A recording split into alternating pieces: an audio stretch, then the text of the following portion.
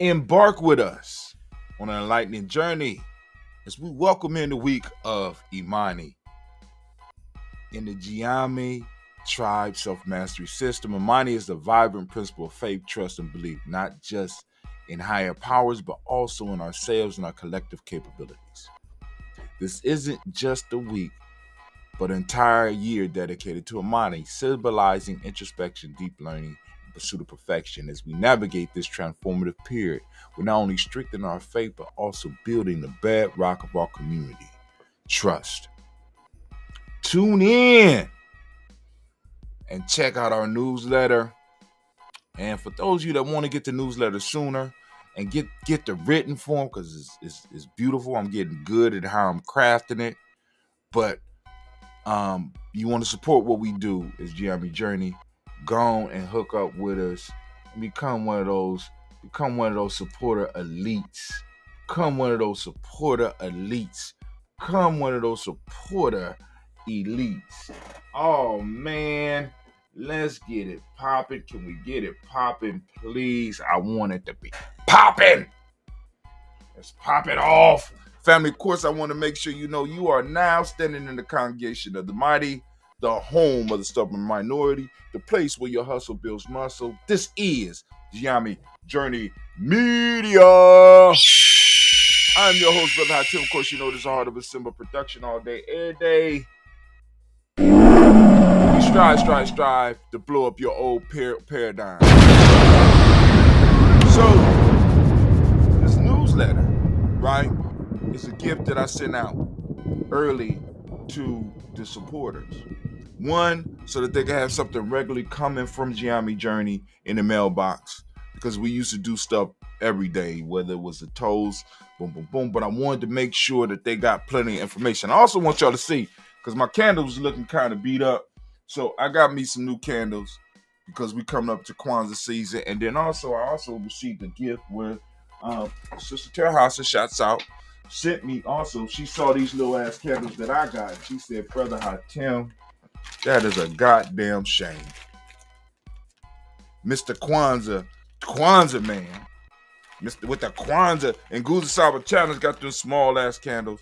So she went and she made sure that Brother Hatim had some bigger candles for Kwanzaa. I will put them in during Kwanzaa, but we're gonna use the little ones right now.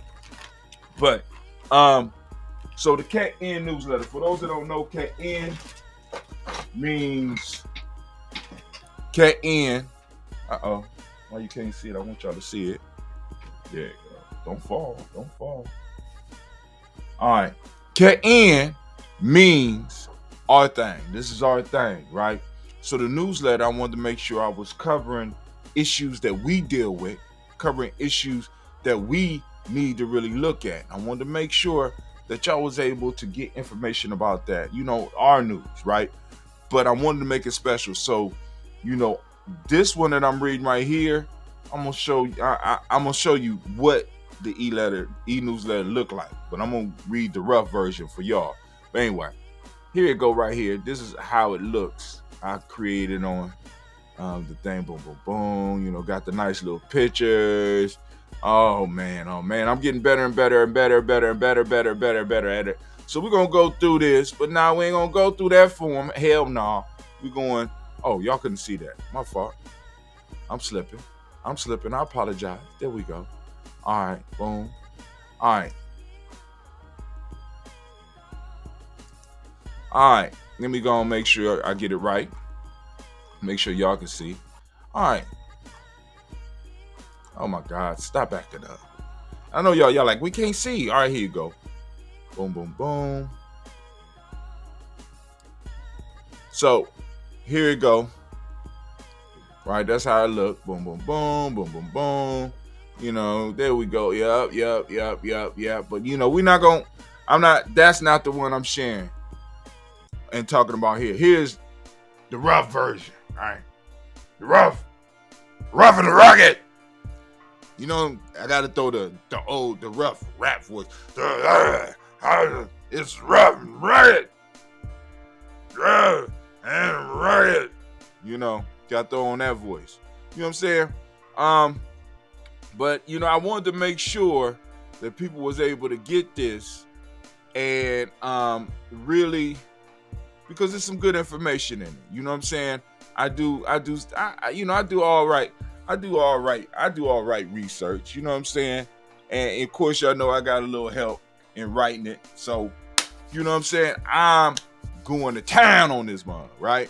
So, let's get it. Let's go and get into it. And let's talk about it. Now, if those of you that want the video as well as the written, you know what I'm saying? You gonna become a supporter. You see gnjmedia.support, right? Come on, become one of those supporters and let's build, right? There's nothing to it but for us to do it, right? Nothing to it but for us to do it, right? And we need your support to do that. Now, also, of course, I'm gonna be advertising the courses and other stuff throughout this. The sale for the 80% off for the podcast and e-course has ended. You know what I'm saying? So now the e-course is $149. You go to podcast.gnj.media to sign up for it. You know what I'm saying? You'll get if you sign up for the Nguzo Saba Challenge, or you sign up for the Nguzo Saba Challenge. If you get if you do the Nguzo Saba Challenge, you get the e-newsletter. If you do the podcast, you get the e-newsletter. All right, as well. All right. So supporter is one thing, but as a supporter, you get all of the information for the podcast. You get the podcast e-course. You're gonna get the e-course, the making of an e-course, right? And all the other e-courses except for G&J, except for the Nguzo Saba Challenge. But let's get into it. So this week, once again, I'm running straight through. I got a lot of information. I got a little bit of the health part. Of course, y'all know I'm still doing the mushrooms and stuff like that. I'll talk about some of those experiences next week. I also started a new 21-day challenge, and I'm feeling good because I'm off my fast, but I wanted to maintain some of the benefits that I have. So we're going to talk about that a little bit. So let's get into embracing trust and faith. Welcome to Imani. Welcome to Imani. Here we go. Also, some of these articles will start being posted up on, I don't know which ones yet, but they will be posted up on Gye-Nyame.com. So I'm firing up the blog again. We got a new site coming out. Young Boys is working on that. We got a summer program that's about to pop off with the Young Boys running that. Simba's going down this year. Simpson's going down this year. It's going to be a blockbuster year, family. And like I said, once again, we can make it better. We're going to make it happen, but we can make it better with your support, right? With your support, right? So, there's plenty of ways you can support us. Shirts, $10 a month, or whatever you want to give as a supporter elite. Of course, the e-courses, of course, the books. You know what I'm saying? And when you see stuff on here that you see me talking about, and I throw up the link and you say, hey, I'm interested in that, like the kettlebells or the vitamins and stuff, you click on it, boom, guess what? Gye-Nyame Journey is able to do something with that. We able to build. So here we go. We are entering the week of Imani, and I want to say great Imani to all of y'all right now. By the time y'all see this, we will be strongly in the week of Imani, embracing trust and faith. Welcome to the week of Imani. Greetings, dear tribe and extended family. Today marks the beginning of a special period in our collective journey. The week of Imani, a time to deepen our understanding of faith, belief, and trust. Imani, as we know from the Gye-Nyame tribe self-mastery system, is not simply a passive acceptance. It's an active, living principle. It is the trust we place in ourselves, in our fellow tribe members, and the continuous process of growth and transformation. Woo! Woo! I hope y'all got that. In this week of Imani, family, just listen. We are ending the third cycle. We're moving into the fourth cycle of the year. This means that we are, in a sense, at the midway point. We are rapidly approaching Kwanzaa again, right? Woo. In this week of Imani, we're not only focusing on trust, but also on the power of belief. This belief is not just about the spiritual or religious sense. It's also about the belief in ourselves, our abilities, and the power of our collective efforts. Consider the placebo effect, where believing in the healing properties of an innocuous substance can actually bring about real positive physical change. I want you to understand that. Every drug that you are taking right now was measured against a placebo. It had to be more effective than a placebo. Now I want you to understand. I want you to understand what's being said here. Every drug that you take right now, right, had to be tested against a placebo. Every legal drug, everything that you can say is a drug that's supposed to help with something, with your high blood pressure, with some of these diseases that you have that has been put out by the medical industry, have to be tested against a placebo. What does that mean, brother Tim? A placebo is a fake.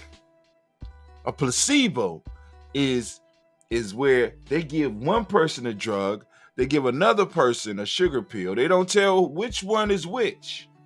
And the actual medicine has to do better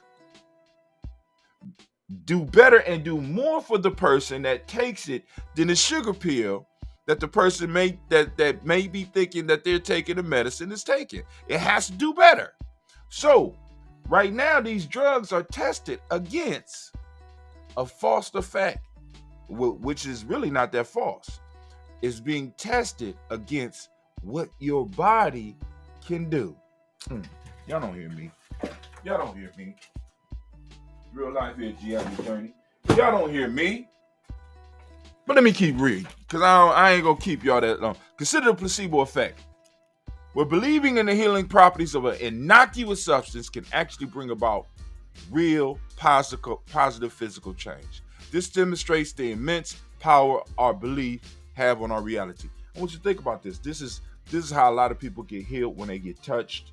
You know what I'm saying? When people lay hands on, if you believe that is going to happen, and you believe in the person that's laying their hands on, the person that is actually touched you is not healing you. You're healing yourself. Your belief is healing. Your belief is a powerful thing, family. Your belief, and the challenge for this week is for us to figure out how to start using this power to benefit our lives.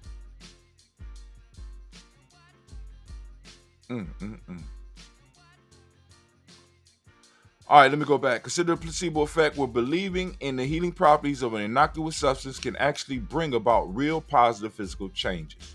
This demonstrates the immense power of our beliefs, the immense power our beliefs have on our reality. This year, we don't just dedicate this week to Imani, we dedicate the entire year to it. As the 7th year in our cycle, it carries the significance of the number 7, symbolizing study, rest, and perfection. It calls us to work and to look inward, to learn deeply, and to strive for perfection in all we do. In this week of Imani, let us focus on strengthening our faith and trust, not only in the divine or the universal forces, but also in ourselves and others and each other. This trust is the bedrock of our community. This trust is the bedrock of our community. This trust is the bedrock of our community. I know many of us still have to build it, but like I said, let's build it one family at a time. Let's build it one tribe at a time, right? It's a process. Let's work through it. It allows us to face challenges and uncertainties with courage and conviction. It assures us that we are never alone in our struggle or our triumphs, for we have the collective strength of the tribe behind us. Remember, faith and trust go hand in hand. They are the pillars that uphold our individual and collective journeys towards self-mastery. Remember that. It's the few. But I'll talk about that later on this week. By placing trust in our abilities and faith in our potential, we open ourselves up to the transformative power of Imani as we step into this week. I encourage each one of you to reflect on what Imani means to you. What are the beliefs that guide you? In what or whom do you place your trust? How can you deepen this trust and faith to further your personal growth and contribute to our community. For those who wish to delve deeper or dive deeper into the essence of Imani and learn how to actively embody the principle, I invite you to join our email list and explore our free GNJecourse.com for those who haven't already taken it. For those who are ready to take a step further and fully embrace the journey of self-mastery while making a tangible difference in our community, consider joining us at the nguzasabachallenge.com and nguzasabachallenge.com. Can you show something? Anime, can you put something up for the nguzasabachallenge.com? Boom, there y'all go, right there. There you go, right there. You click that or go to nguzasabachallenge.com. Right here. Let me make it bigger for you. Let's do that.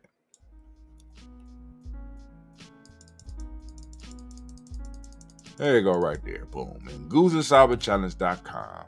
And finally, if you wish to support the tribe and the transforming work we are doing in the community, please consider becoming a supporter at G&J Media. Support.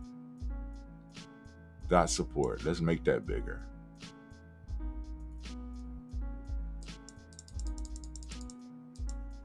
Boom. On to the next page. Y'all see that? Get that off. Get off of there. All right. I could close this out too. Let me go and close that out. Captions.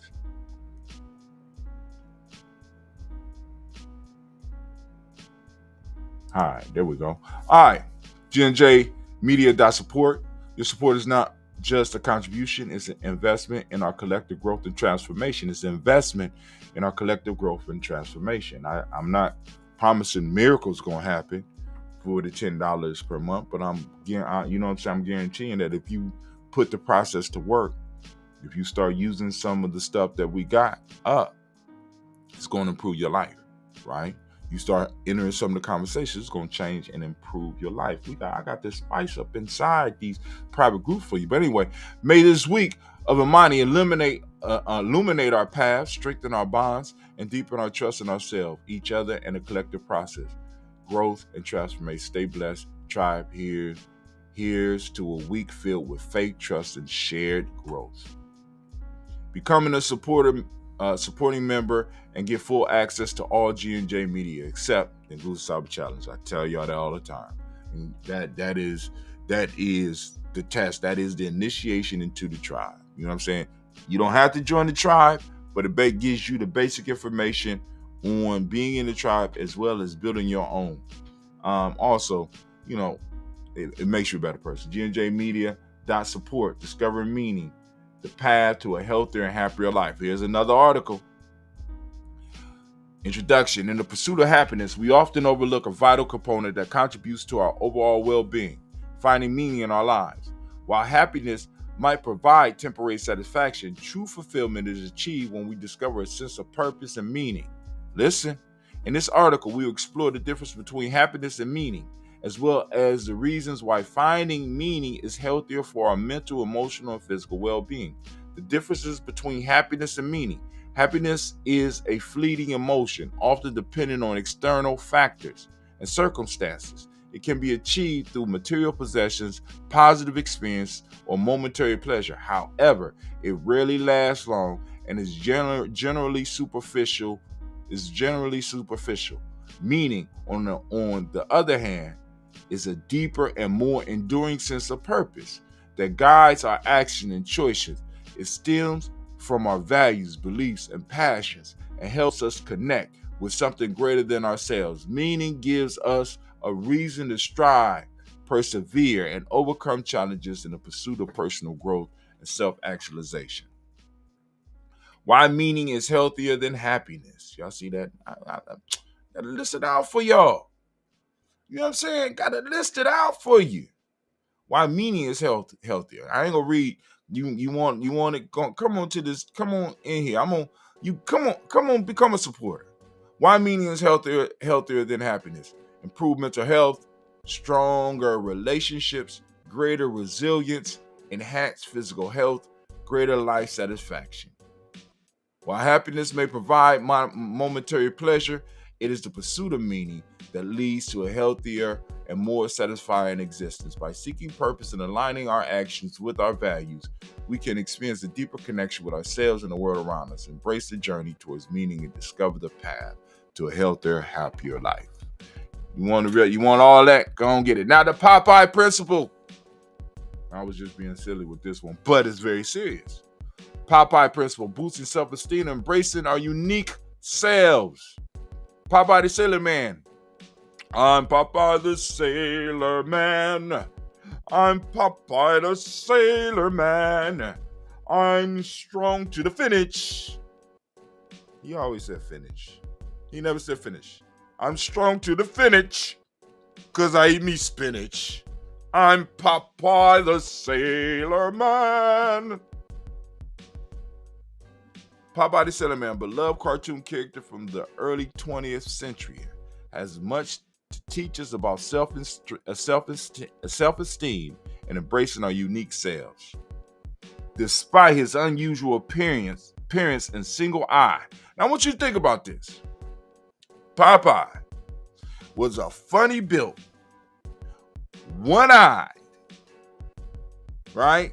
Funny built, one-eyed guy with a speech impediment and an extremely long jaw. I want y'all to think about that. But Popeye felt good about himself. And this is what sparked this, because I'm looking at my young people, and I'm seeing a lot of my young people giving up their Kujichagulia. You know, they give up their ability to define themselves and allow other people to define them. So somebody, I had a young person come up to me the other day. And it wasn't funny, but kind of, brother, he said, Mr. Brown, I got a problem. I said, what's wrong with you, man? How can I help you? Dude never in trouble. How can I help you? This guy keeps talking about my mom. I said, yeah, what'd he say? He calls her fat and ugly. And I looked at him and I said, is your mama fat? He said, no. I said, is your mama ugly? No.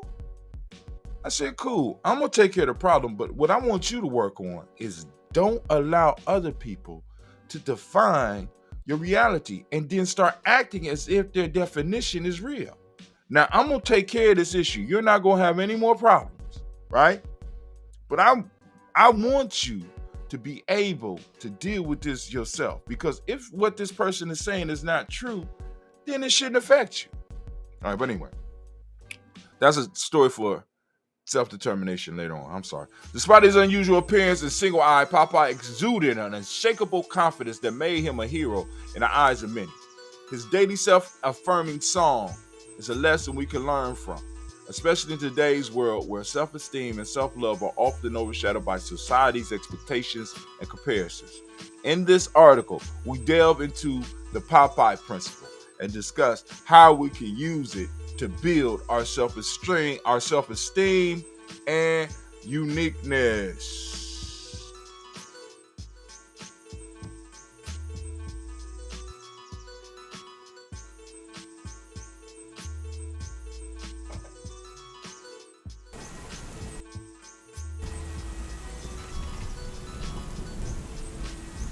Greetings, fellow seekers of self-improvement, self-mastery, and empowerment.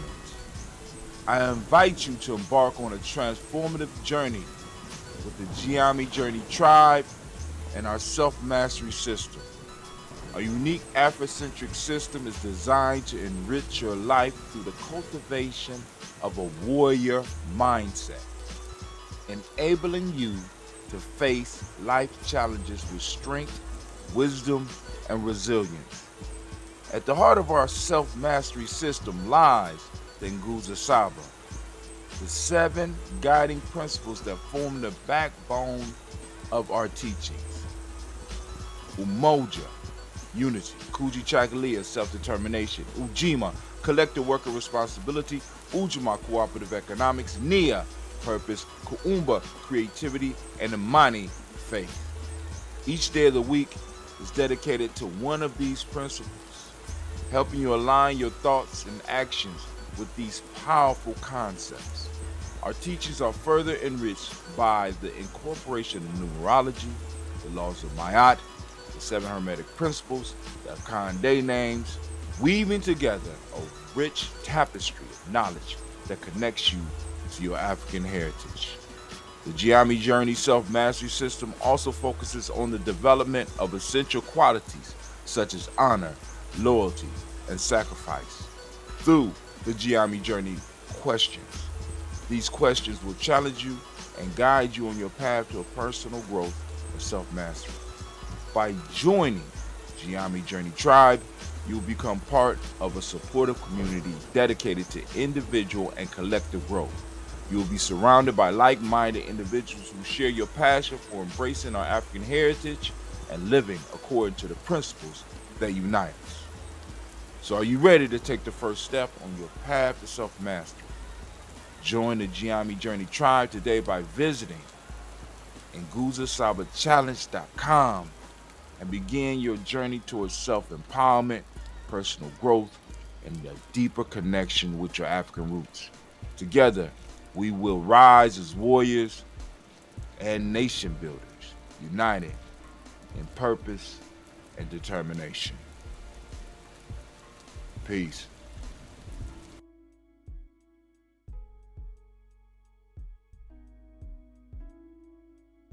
Trying to get better and smoother with these transitions and getting out the information. All right, so the Popeye principle. We're right about, well, y'all can't see, because I took the little thing off, but we right up on here. The Popeye principle. The Popeye principle revolved, maybe I could set that separately for each one. Yeah, no, y'all can't see it. Okay, well, I can see it.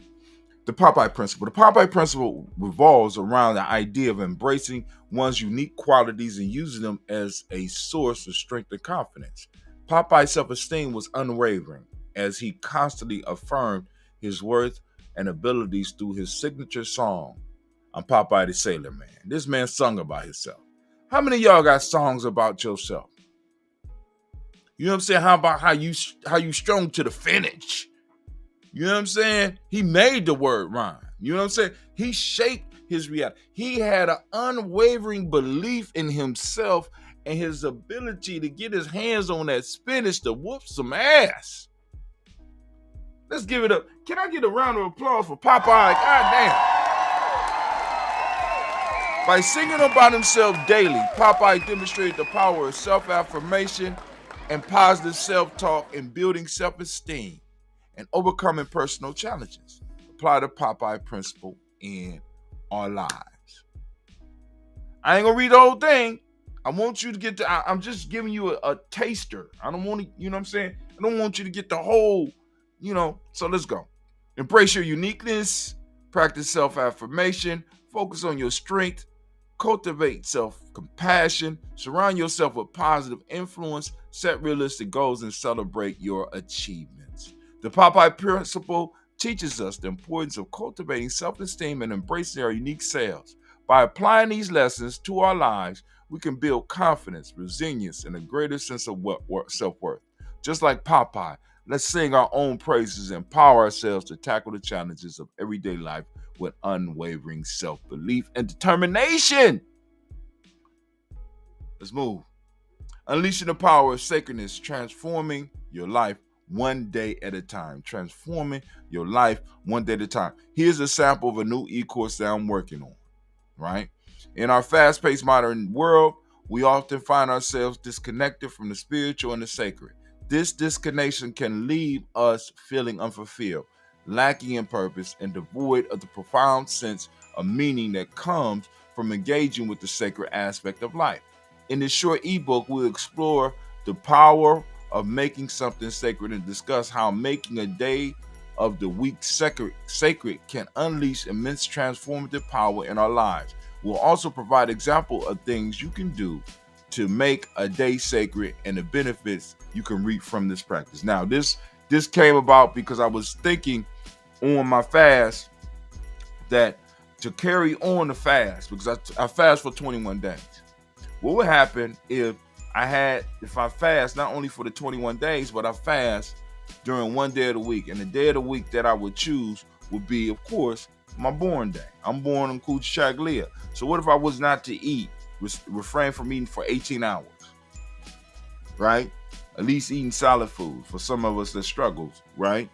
Do the water or do the dry. I could do all those, but some of y'all might just have to grind your food down and fast one day a week for 18 to 20 hours, possibly 24 hours. Just shock your body. But anyway, chapter 1, the power of sacredness. There you go right there. We got chapter 2, making the day of the week sacred. Number 3, example of things you can do to make the day sacred.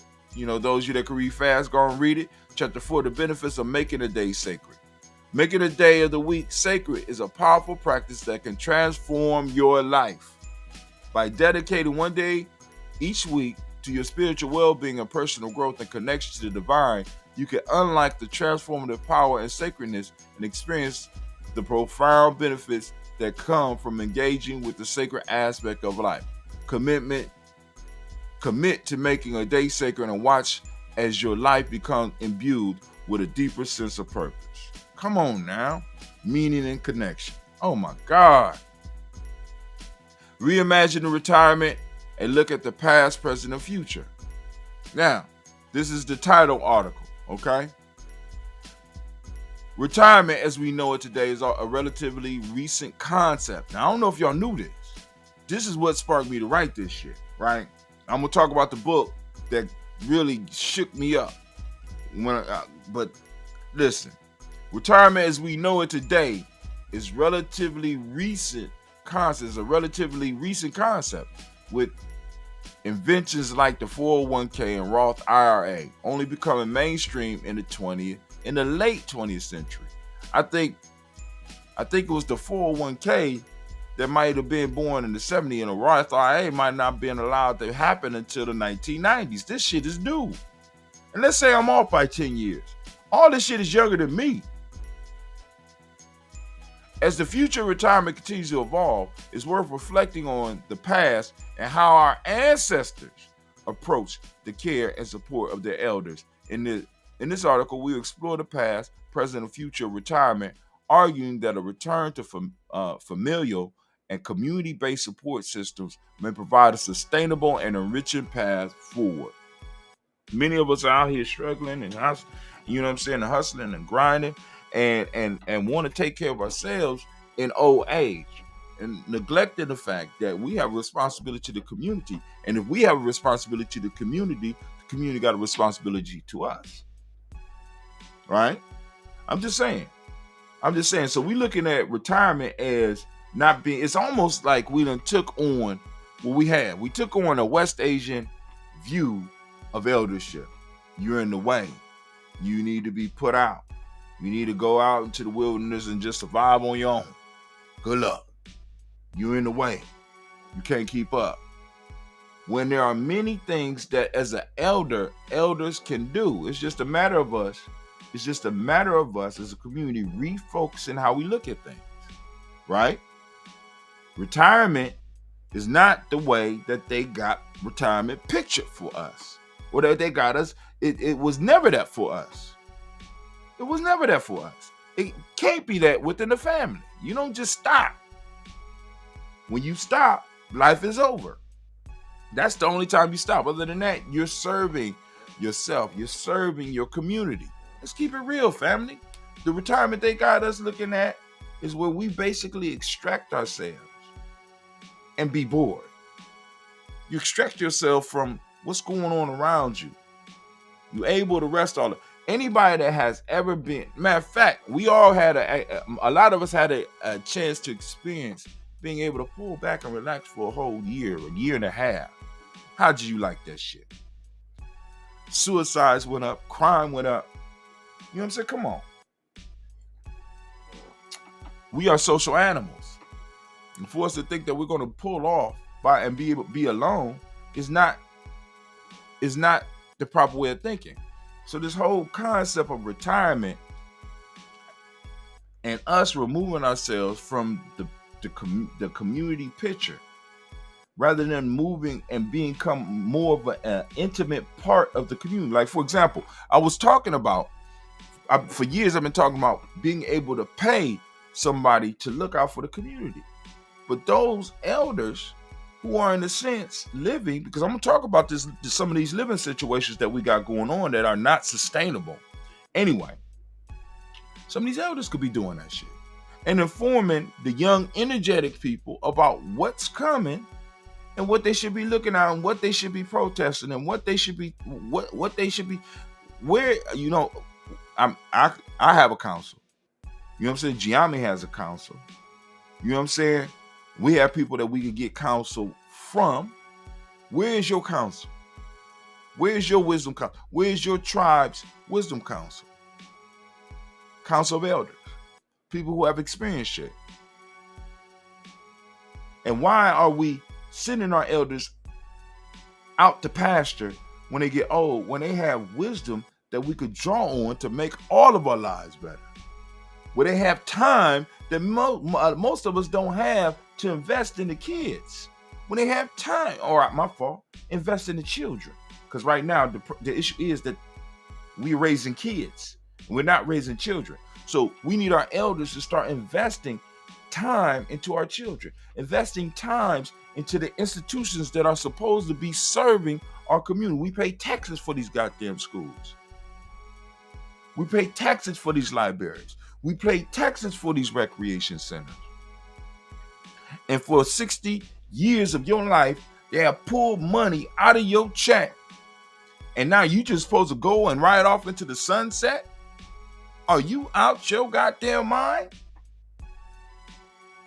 You paid for the space that they're meeting down at city council. You pay money for the spaces where you live, where they might have a community organization that is laying out rules, that's making it hard for you to maintain your property. Come on now. So in many ways, I just kind of solved one of my problems. So I was thinking about, how can I get a young person? Why not get an older person that could go down there, that could make sense of that shit and bring it back and be like, yo, and break it down into a basic language so the young person can understand it. And we wouldn't even have to pay the elder that much.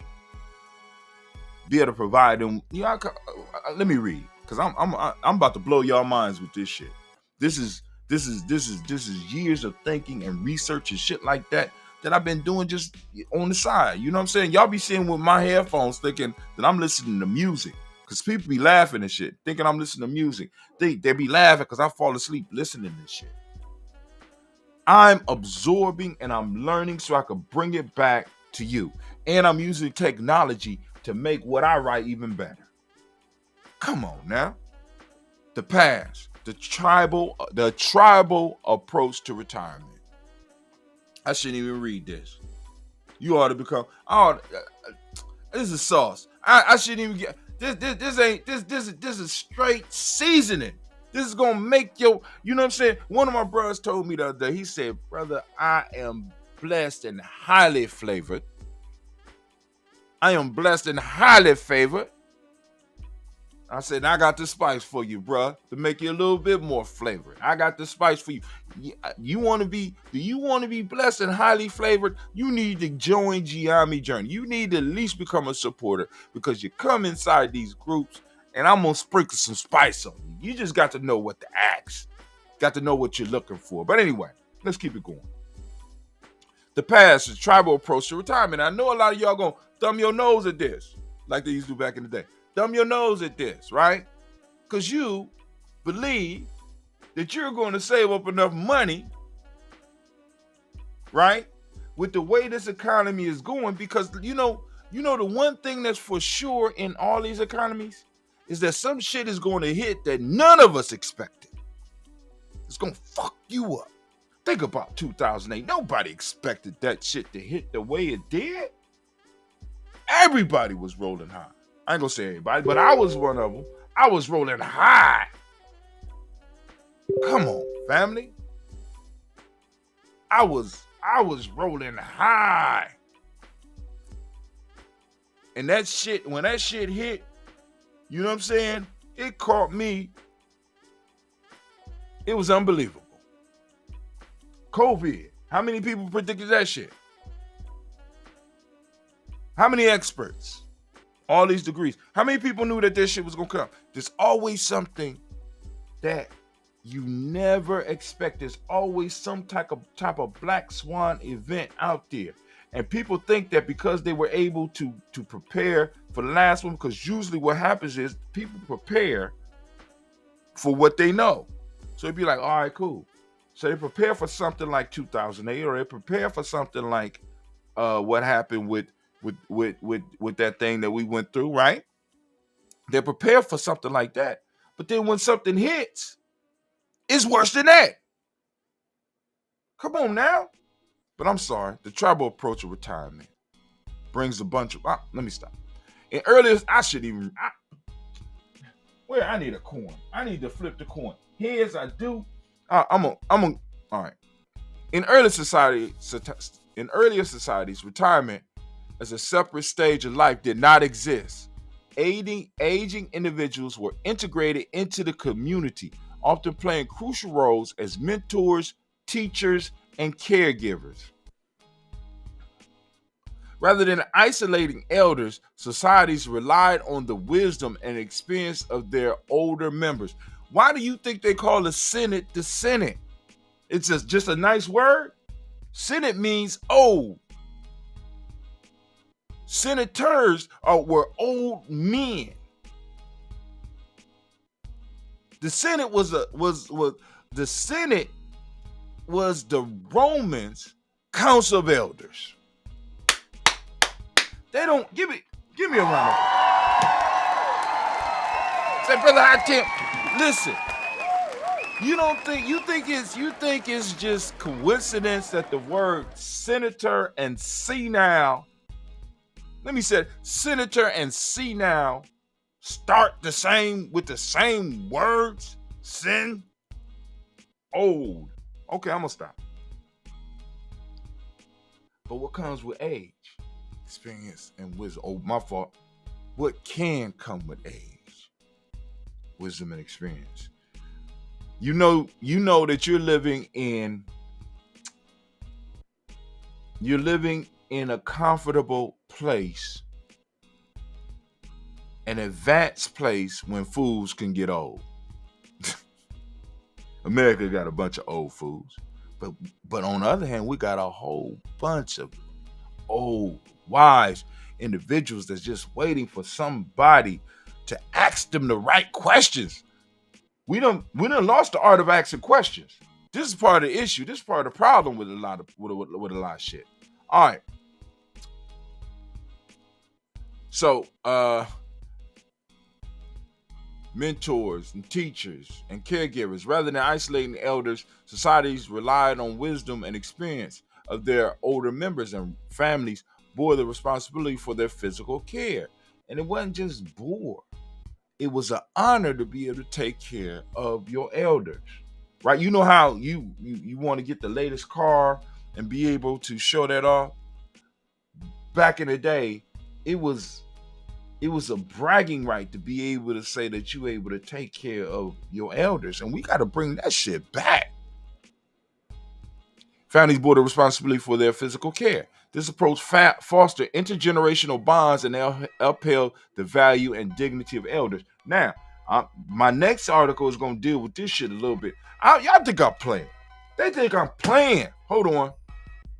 The present institutional approach to retirement. The modern concept of retirement is largely tied to employment and ability to accumulate savings and investments such as 401k plans and Roth IRAs. I'm not saying not to utilize those tools. They're tools, right? They're tools.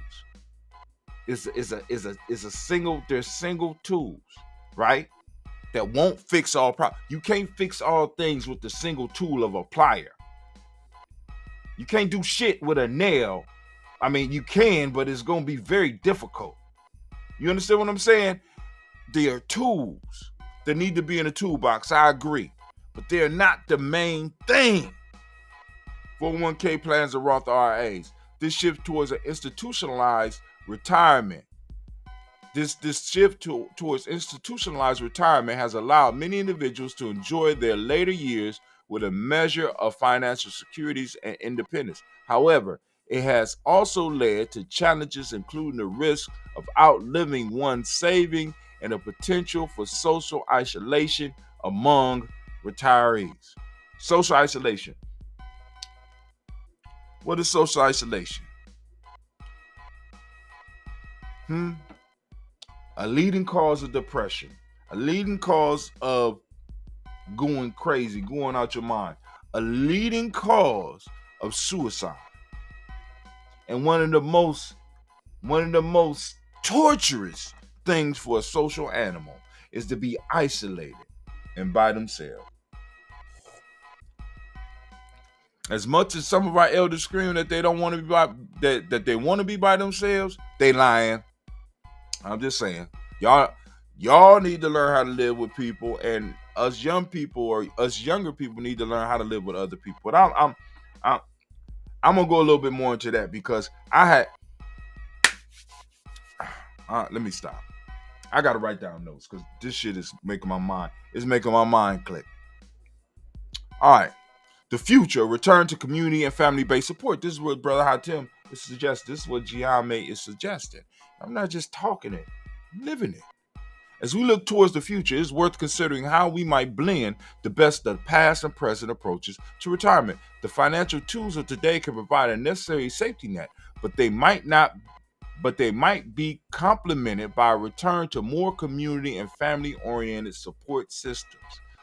In this vision of the future, retirees might live in multi-generational households or community co-housing arrangements, fostering social connection and mutual support. Older adults could contribute their skills and experience in volunteer roles or part-time work, promoting a sense of purpose and ongoing engagement with the world. Moreover, this model could provide economic benefit. With the rising cost of institutional elder care, a shift towards family and community care could alleviate some of these financial pressures. It could also promote more sustainable consumption patterns and resource use as households share costs and reduce redundancy. What's a redundancy? Cable, heat, light. We all pay for them. You know what I'm saying? Redundant bills. They're redundant. When all of us got it, you know what I'm saying? Some of us might be old enough to remember being able to go somewhere. Well, I'm not quite that old. But there used to be one TV in the neighborhood that all the kids would go and gather and watch. It would be in one house where we would go and people would be able to go and, we would share, boom. But anyway, I'm going to stop. As our society evolves, so too must our approach to retirement. By learning from our past and leveraging the tools of the present, we can reimagine a future where retirement is not a phase of isolation or financial uncertainty, but a stage of life that is integrated, respected, and valued. It's time to rethink our approach and strive towards a more inclusive, sustainable, and enriching concept of retirement. There's no retirement. You know what I'm saying? But anyway. Rediscovering family. This right here is some spice. I'm gonna go a little bit more in on this, but now let me get it. Well, I'm gonna tell the story in here. Rediscovering multi-generational households. Five compelling benefits. The future retirement may seem uncertain, particularly as we grapple with the relative novelty. For those that don't know, you heard the term before. Novel coronavirus. Novelty, a mechanism like 401k and Roth IRA. Novelty means new. New.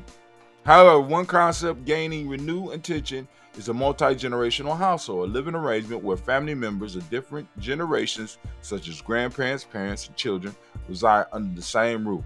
While some may view this as a step back to a bygone era, it's worth noting that multi-generational households offer a plethora of potential benefits that are incredibly relevant in today's complex world.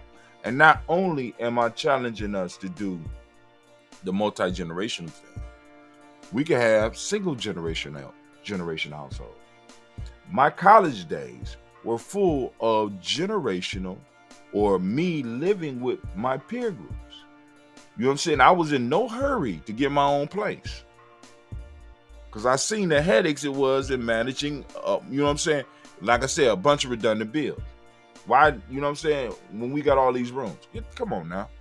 And some of our elders is buying these houses. Some of us are buying houses, and we got a whole bunch of empty rooms. You got room for your clothes. You got room for your cat. You got a room for your dog and shit. The fuck? But I'm gonna stop. We discovered multi-generational. I worked my whole life so I can live with my dog. Hey, good luck. Cheers to you. Supporting evidence from Outliers by Malcolm Gladwell. That's what sparked this whole thought. I've been thinking about this for years.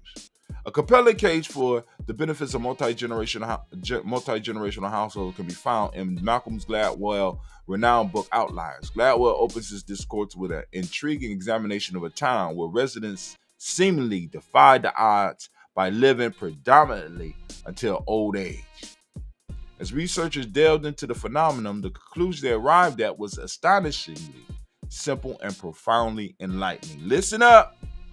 The secret to their longevity was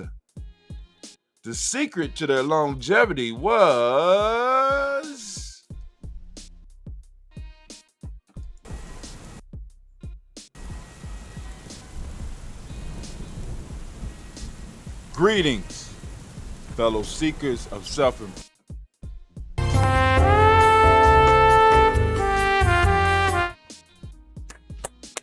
Welcome, family. Hey, I want to welcome you to my personal boot camp and training for those of you who want to get into podcasting and streaming. And I'm offering it for free, man. I'm trying to tell y'all better take advantage of this while you can. What's the anime? What'd you say? What you talking about? Why you interrupting me? What? You and Simba been talking. Simba, you got something to do with this? I don't believe you saying it. What? Are you serious? You saying I shouldn't get a course away for free? Why not? Need an explosion in there? You on this too?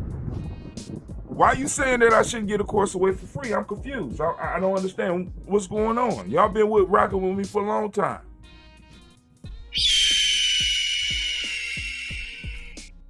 For real? All right. Y'all don't speak lion. You don't speak phoenix. You don't speak explosion. What Anime just broke down, she said, Brother Hatim, if you make the course free, people won't value it, nor will they finish it. So they telling me not to make it free. Am I understanding y'all correctly? All right, Explosion, I got you. Explosion said, boom.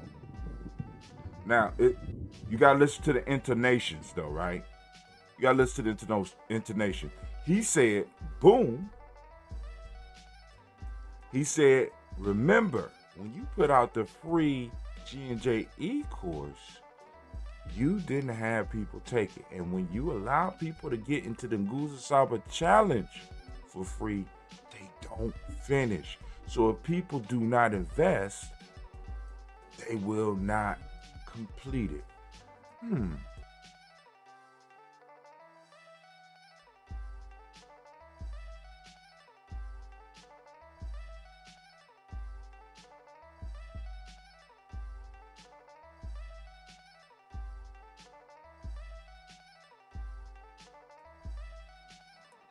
I like that hoodie, girl. All right. Where was we at? I was just about to talk about. All right. A fabric woven, support evidence boom as research delved into the phenomenon. The conclusion they arrived at was astonishingly simple and profoundly enlightening. The secret of their longevity was rooted in the social fabric of the community itself. A fabric woven with the threads of multi-generational households and a strong sense of belonging and purpose. I think that I want to play that first chapter and comment on it, because I want y'all to hear. Malcolm Gladwell has a brilliant way of bringing across he's an excellent storyteller. And if you could get the book, I want you to read. It's basically like the intro. I want you to read it, because they go through he's marvelous with it. But anyway, woven with threads of multi-generation households and a strong sense of belonging and purpose. The town folks not only lived together across generation, but also fostered a deep sense of community, making everyone feel valued, engaged, and purposeful. This social structure played a pivotal role in their overall well-being, contributing to their extended and healthy lives. And I ain't talking about where grandma is sick in the house. I'm talking about grandma is a participant in the house. Once again, this goes back up to towards the article where we talk about happiness is not as valuable as meaning. You see how it's connecting, right? Do y'all see how it's connecting? But anyway, 5 reasons to consider multi-generational living. Draw inspiration from Gladwell's Outliers. We can identify 5 key reasons why multi-generational households could be beneficial living arrangement in today's world. Enhance emotional support. Y'all gon' get it. Get in on the inside. I'm giving up life-changing spices here, so you can live long and be highly flavored. Be blessed and highly flavored. 2, economic advantages. Do we need to say more? 3, shared care responsibility. Shared care responsibility, not just for the elder, but for the children. You know what I'm saying? The children need to be exposed to cranky old people. And cranky old people need each other. They balance their crankiness, and the fuckery balances out. And it makes a nice soup of health. Cultural preservation. Who keeps the stories?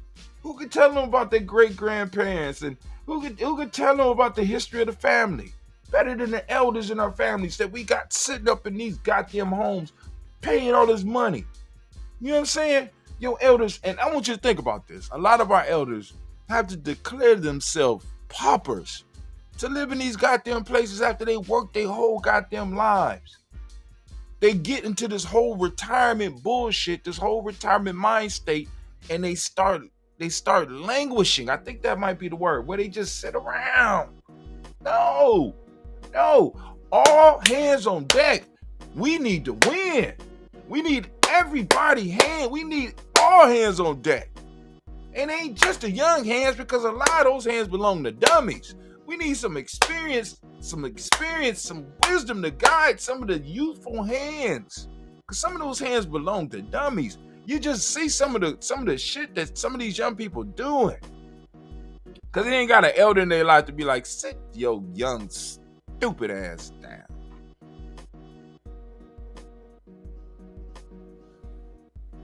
You is about as stupid as I'm as old, right? I'm 80 years old, and I have not accumulated 80 years of stupid, and you are only 15 and have accumulated 80 years of stupid. Stupid ass. Sit down. Let me talk to you. Cultural preservation, opportunities for personal growth. Y'all gonna read that. Come get that. I'm taking it off. Come get some of that spice, fool. I ain't giving it up.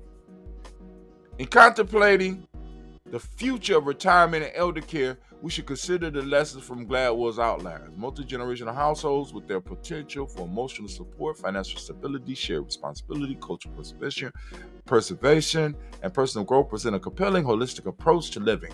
By fostering a sense of belonging in a person akin to the community and outliers, we can create sustainable living environment that enhance the well-being of all generations. And for those that don't understand, the article that sparked this thought for me, I read it. I read it years ago. I'm about to read Outliers again because it's a real good book. But the thought has stuck with me because we're not talking about people just getting old, sick, and dying. We're talking about old people who lived a full life, right? See, because many of us think that we're supposed to just, as we get older, we're supposed to lose energy. We're not supposed to go to the garden. We're not supposed to walk. We're not supposed to want to have fun. We're not supposed to, no. That is some modern, sickly, after eating 20 years of preserved and fucked up food and drinking bad water. You know what I'm saying? That is the result of your body being broke down. And then at the end of all that, how you have to accept the fact that you are useless and old because society tells you this. You are a burden and you don't want to be a burden. You're supposed to take care of your children. Your children ain't supposed to take care of you. That's some bullshit. That's that West Asian bullshit. That's that West Asian shit where you had tribes that would basically put an old person on a boat and just shove them motherfuckers out to sea. Thank you. Wave goodbye to your grandparent. That wasn't our way. Never been our way. And it's slowly becoming. The profound relevance of self-transcendence today. 10 reasons. Now, self-transcendence, for those that are not familiar, this is talking about Maslow's hierarchies of need.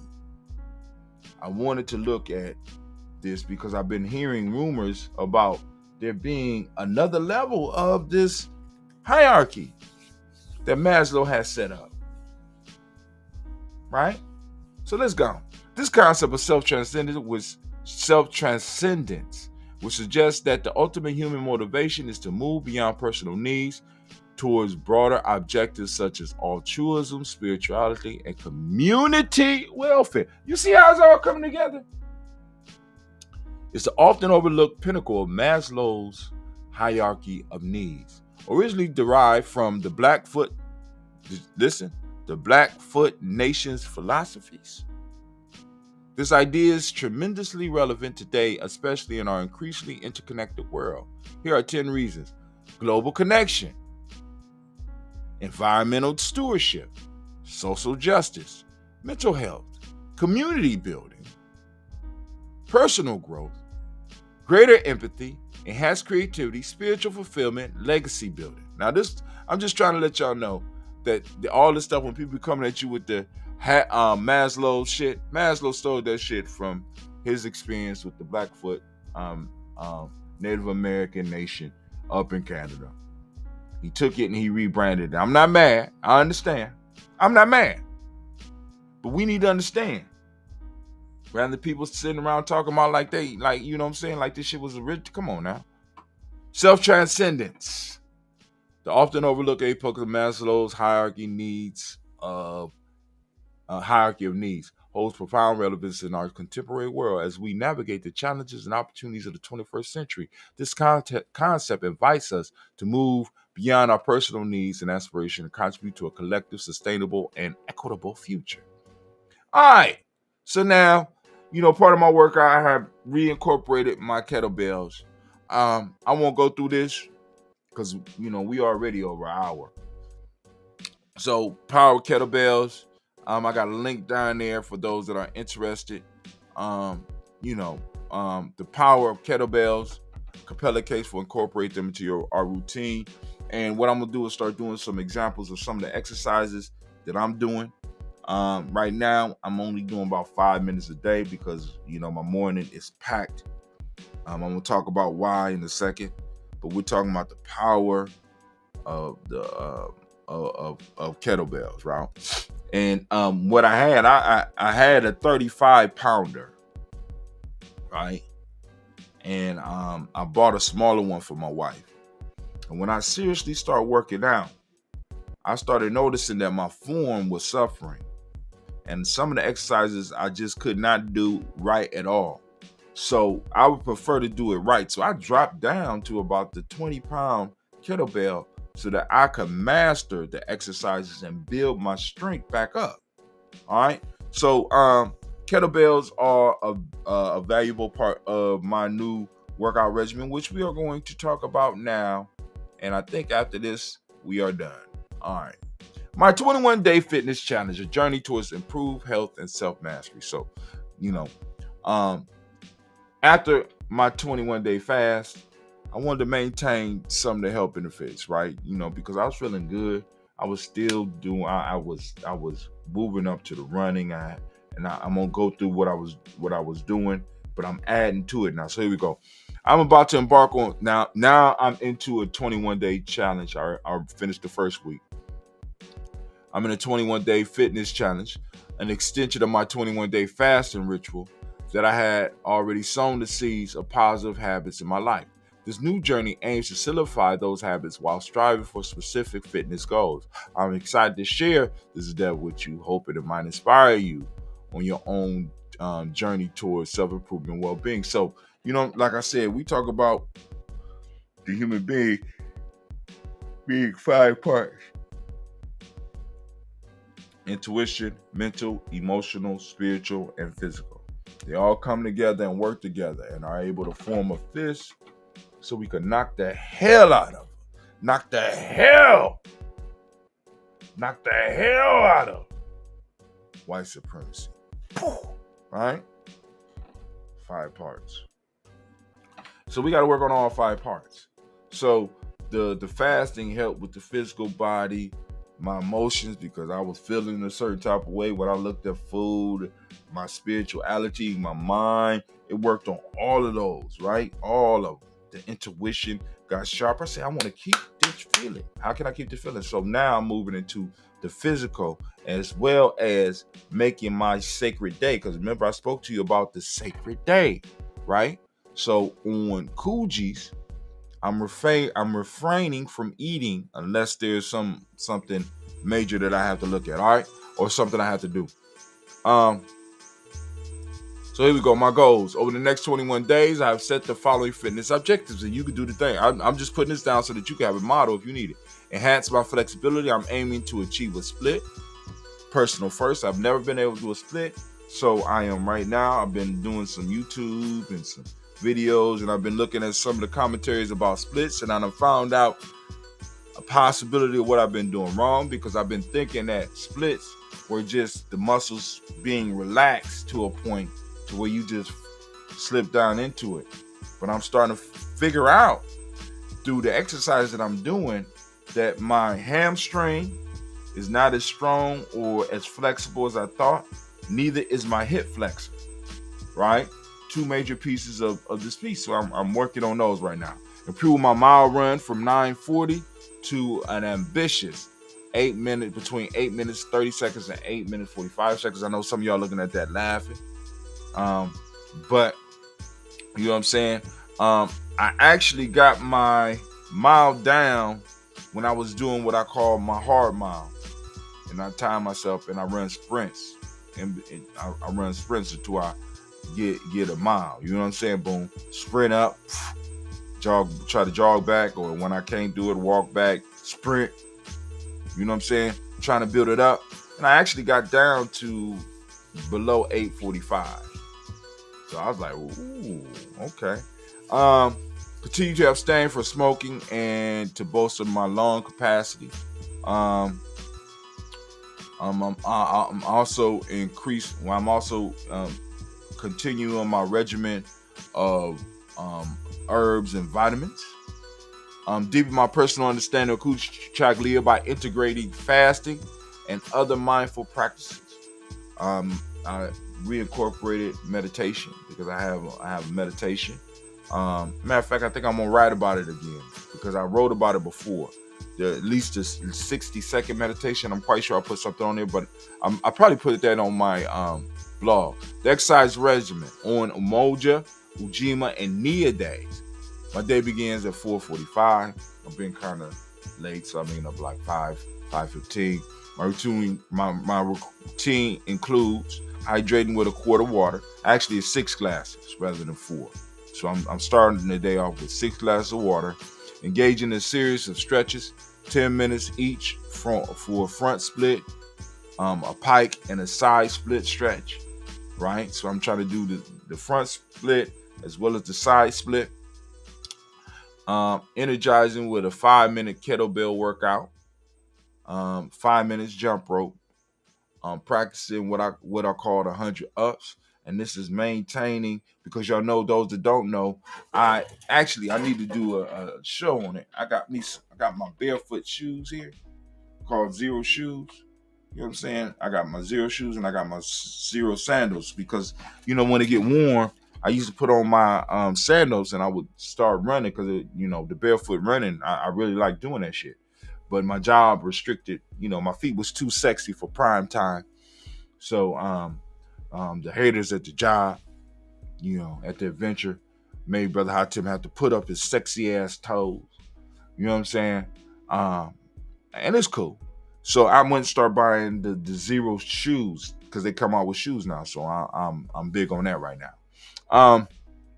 But the 100 up is an exercise where you practice your form with running in place, right? Start off marching. I'm still at the marching phase, but it's helping me with my form, right? So I do 100 up with, raising my feet up at least for 5 minutes, which will go eventually equal out to 100. Working on a heavy bag for 10 minutes, hands 5 minutes, feet 10 minutes. As I get more advanced, I'll start mixing it up once again. Relaxing and detoxifying in the sauna for 15 minutes, and then ending that whole thing off with a cold shower. Now, what I'm thinking about doing right now is getting ice tub that I could keep outside, that's insulated so it can stay cold, and I could put the top on it, and I could just walk outside, jump my ass in the cold plunge, walk my ass upstairs, finish my shower, and get out. You know what I'm saying? Because I'm gonna talk about some of the benefits that I've been finding out about this cold plunge and these cold shower shit. Is no joke.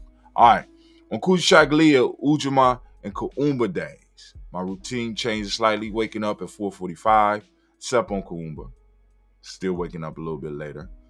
Drinking a quart of water, or six glasses, or 6 cups. Embarking on a 10-minute bridge stretch, a 10-minute upper body stretch. Warming up with a 10-minute basic dynamic stretch.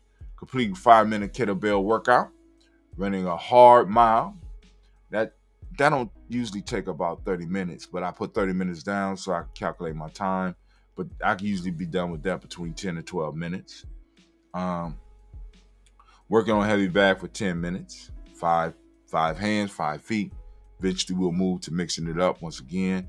Finishing with a 15-minute sauna. And of course, the last piece is the plunge. By adhering to this exercise regimen, I'm trying to improve not only my physical health, but also my spiritual and emotional well-being. The fitness challenges aligns with the principle of Gye-Nyame journey, self-mastery system, reinforcing my connection to the community and the world around me. As I embark on this journey, I am reminded of the power of discipline, focus, and natural rhythms in achieving self-mastery. Here's the next 21 days of transformative growth. And I'll let y'all know how that goes. All right, now, of course, we are moving to the next chapter of the club. We are on chapter 4.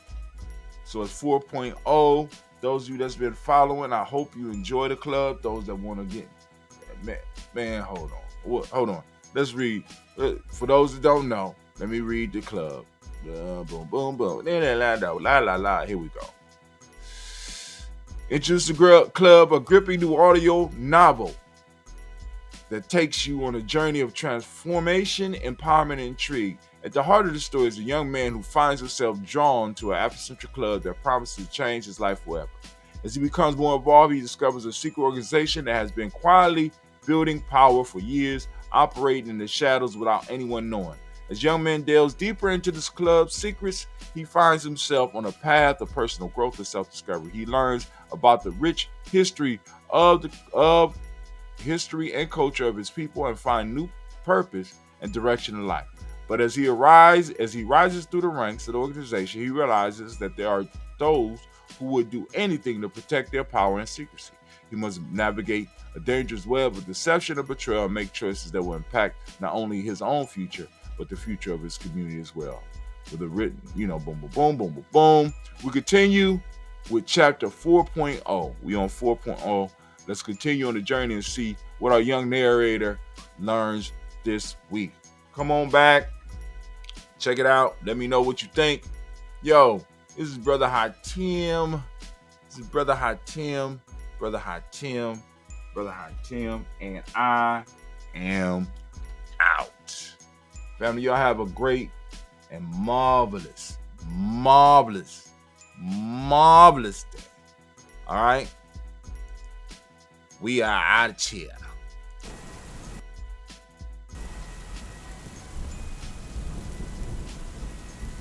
Greetings, fellow seekers of self-improvement. Bargani, oh! Bargani. Oh, you don't know what I mean because you only practice Kwanzaa one time a year. We at Gye-Nyame Journey, we practice Kwanzaa 365 days a year, allowing the power of our culture to help build what our ancestors called the best life. And we're inviting you to do the same. Come and join us at freegnjecourse.com so that we can start building together. I'm out.